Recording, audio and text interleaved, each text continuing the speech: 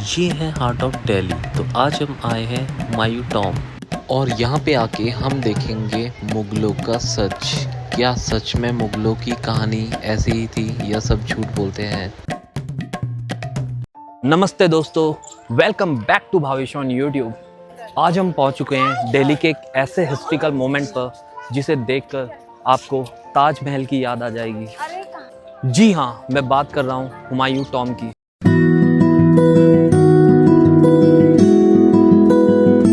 लेकिन क्या आप जानते हैं कि ताजमहल से पहले मुगल आर्किटेक्चर्स का सबसे बड़ा मास्टरपीस यही था,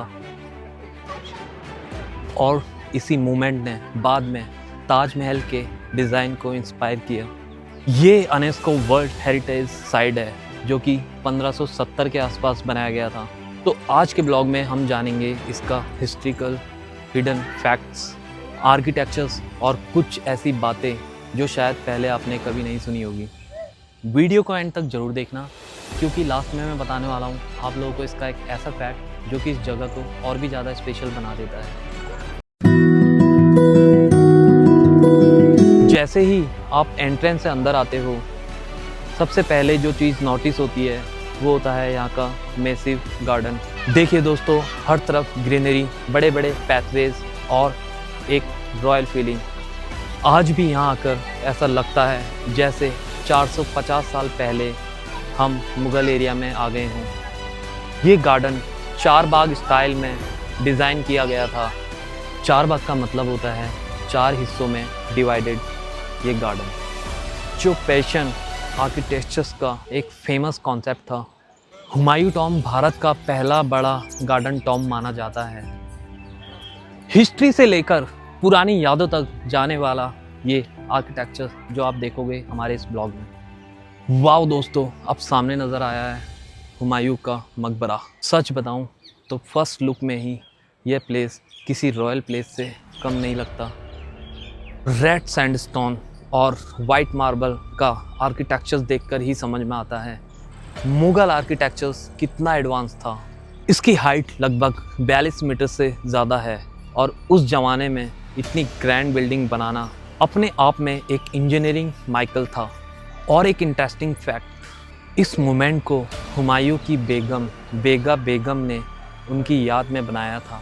कई लोग ताजमहल को प्यार की निशानी मानते हैं, लेकिन हुमायूं टॉम भी एक इमोशनल लव स्टोरी से जुड़ा हुआ है। अब थोड़ा हिस्ट्री जान लेते हैं। हुमायूं मुग़ल एम्पायर के दूसरे एम्परर थे और अकबर के पिता थे। 1556 में हुमायूं की डेथ हो गई थी। उसके बाद उनकी वाइफ ने उनकी याद में ये कंस्ट्रक्शन शुरू करवाया था। इस प्रोजेक्ट के लिए पर्शियन आर्किटेक्चर्स को बुलाया गया था। इंडियन क्राफ्ट्समैन के साथ मिलकर इस मास्टरपीस को तैयार किया गया। आपको जानकर हैरानी होगी कि इस कॉम्प्लेक्स के अंदर सिर्फ हुमायूं ही नहीं, बल्कि मुग़ल फैमिली के 150 से ज़्यादा मेंबर्स की ग्रेव्स मौजूद हैं। इस वजह से इसे डॉर्मिटरी ऑफ द मुगल्स भी कहा जाता है। सोचो दोस्तों, हम जिस जगह खड़े हैं यह पूरी मुग़ल डिनेस्टी की हिस्ट्री को अपने अंदर समेटे हुए हैं। अब बात करते हैं कुछ हिडन फैक्ट्स की। हुमायूं टॉम को ताजमहल का आर्किटेक्चर माना जाता है। यहाँ जो डिज़ाइन यूज़ हुआ था बाद में वही ताजमहल में ग्रैंड लेवल पर देखने को मिला। 1857 के रेबेलियन के दौरान बहादुर शाह जफ़र ने यहीं शरण ली थी। यह movement UNESCO world heritage site है और दुनिया भर के लोग इसे देखने आते हैं। यह इंडिया का पहला ग्रैंड टॉम माना जाता है। अब इस जगह का थोड़ा ब्यूटी एंजॉय करते हैं।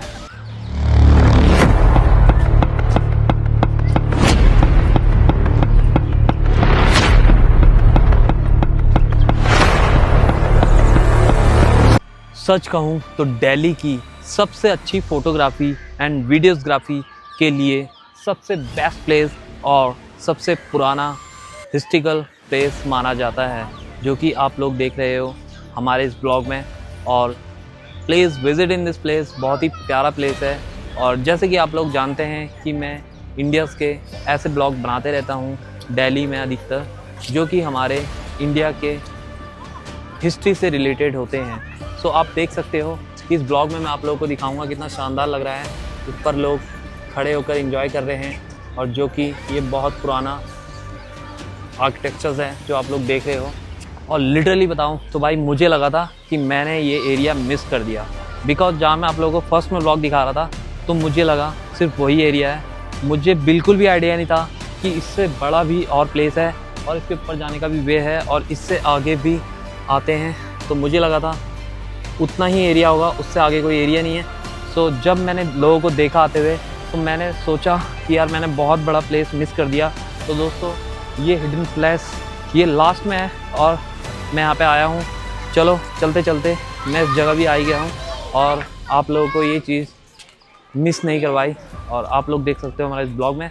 तो बने रहिए और देखिए। ये सीढ़ियाँ जो हैं ये चढ़कर ऊपर चलना पड़ता है। चलिए आज कुछ लोगों से यहाँ पे रैंडमली क्वेश्चन करते हैं कि उन लोगों को हुमायूं टॉम्ब कैसा लगा।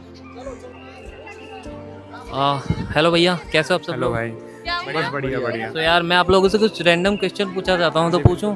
पूछो। तो कंपैरिजन आपको हुमायूं टॉम्ब ज़्यादा अच्छा लगा या क्या बोलते हैं उसे, ताजमहल? नहीं, हुमायूं टॉम्ब इतना कुछ खास नहीं है, लेकिन ताजमहल में ज़्यादा आर्किटेक्चर है। आर्किटेक्चर हाँ। ज़्यादा है आपको?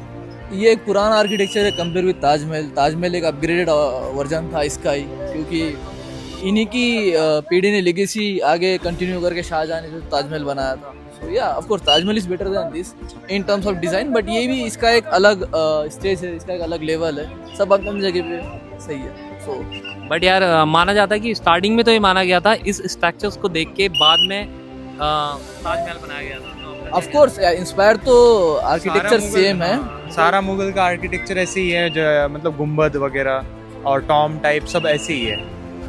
लेकिन ताजमहल की बात ही कुछ और है। ताजमहल के अंदर जो संगमरमर का मार्बल लगा है वो अलग उसको रिप्रेजेंट करता है। तो दोस्तों माना जाता है कि जो ये बनाया गया था ये वैसे ताजमहल से पहले बनाया गया था, बट जो इसके बाद जो ताजमहल बनाया गया था उसका आर्किटेक्चर खुद इससे ज़्यादा बेहतर बनाया गया है।